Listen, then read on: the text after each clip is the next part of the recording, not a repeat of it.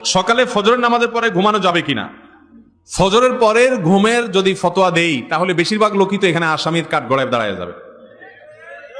ফজরের পরে বেশিরভাগ মানুষের ঘুমের অভ্যাস না।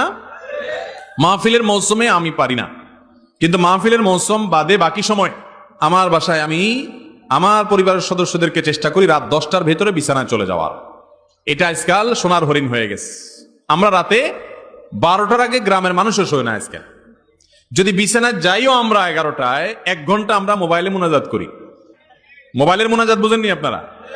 এই দুই হাতে বসে ফেসবুক ইউটিউব টিপতেছেন, দেখতেছেন, মনে হয় যে আপনি মুনাজাত করতেছেন শুয়ে শুয়ে। এই মুনাজাত করতে করতে মোবাইল ঘুমের চোটে মুখের উপরে পড়ার আগ পর্যন্ত রাখে না অনেকে, ঠিক না বেঠিক? এরপরে মোবাইলে কি দেখছে কি না দেখছে এসব জল্পনা করতে করতে আর ঘুম আসে না। 12টা 1টা 2টা বেজে যায়। এরপরে ফজরের সময় শয়তান হাত পা টিপে ঘুম পাড়ায় দেয়। ফজরের পরে তার না ঘুমার উপায় নেই, কারণ রাত্রে ঘুমাইছে 3 ঘন্টা 4 ঘন্টা মাত্র। মনে রাখবেন, ইসলাম যে লাইফস্টাইল দিয়েছে এই লাইফস্টাইলের মধ্যেই আমাদের কল্যাণ আছে। করোনার যখন প্যান্ডামিক যখন চরম পর্যায়ে, তখন একটা তথ্য আমাদের মাঝে প্রচুর পরিমাণে শেয়ার হয়েছে যে শরীরে রোগ প্রতিরোধ ক্ষমতা বৃদ্ধি করা ছাড়া করোনার থাবা থেকে বাঁচা কঠিন। তাহলে রোগ প্রতিরোধ ক্ষমতা কিভাবে বৃদ্ধি করা যাবে? তার জন্য অনেক আমলের কথা, অনেক করণীয় কথা ডাক্তার সাহেবরা আমাদেরকে বাতাইছেন। এর ভিতরে একটা করণীয় হলো রাতে তাড়াতাড়ি ঘুমানো। রাত 10টা থেকে 2টার যে ঘুম, এই ঘুমটা আমাদের বডিতে ইমিউন এবং রোগ প্রতিরোধ ক্ষমতাকে শক্তিশালী করে।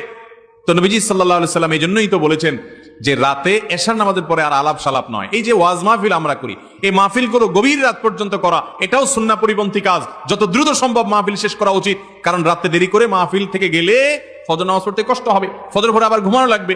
ফজরের পরে ঘুমানোটা হারাম না, ফজরের পরে ঘুমাইলে বড় কোনো গুনাহ হবে না, কিন্তু এটা অনুচিত অনুত্তম কাজ, সুন্নাহর খেলাফ কাজ। অনেক উলামায়ে কেরাম মাকরুহ বলেছেন। নবী করিম সাল্লাল্লাহু আলাইহি সাল্লাম ফজরের পরে ঘুমাইতেন না। তিনি দোয়া করছেন, আল্লাহুম্মা বারিক লি উম্মতি ফি বুকুরিহা। নবীজির দোয়া কাদের জন্য? যারা সকালবেলা কাজ করে, সকালবেলা যারা জেগে থাকে। তিনি দোয়া করেছেন, আল্লাহ আমার উম্মতের জন্য সকালবেলার সময়টাতে আপনি বরকত দিবেন। এই জন্য যে ছাত্র সকালে পড়ে, যে ব্যবসায়ী সকালে ব্যবসা করে, যে কর্মজীবী সকালে কাজ করে, তার জীবনে বরকত নেমে আসে। দুপুরে ঘুমের কথা নবীজি সাল্লাল্লাহু আলাইহি সাল্লাম বলেছেন। এখন আমাদের সমাজে দুপুরে ঘুম নাই, সকালে ঘুম আছে। যখন ঘুমানো যাবে না তখন আমরা ঘুমাই, যখন ঘুমাইতে বলে তখন আমরা জেগে থাকি। অর্থাৎ কোরআন হাদিস যা বলে হুবহু তার উল্টা করি। এই জন্য আমাদের দুনিয়ার জীবনে উন্নতি নাই। ভাইরা আমার, রাতে তাড়াতাড়ি ঘুমের অভ্যাস করতে হবে। আমি প্রায় সময় বলি এই আমলটা বড় কঠিন হয়ে গেছে আমাদের সবার জন্য, এটা তিতা করলা টাইপ আমল হয়ে গেছে। আমরা অন্য অনেক আমল করতে রাজি আছি, রাতে তাড়াতাড়ি শুইতে চেষ্টা করবো তো ইনশাআল্লাহ। অজু অবস্থায় মা যদি বাচ্চাকে দুধ খাওয়ান, ওই অজু দিয়ে নামাজ আদায় করা যাবে কিনা? খুব দরকারি প্রশ্ন।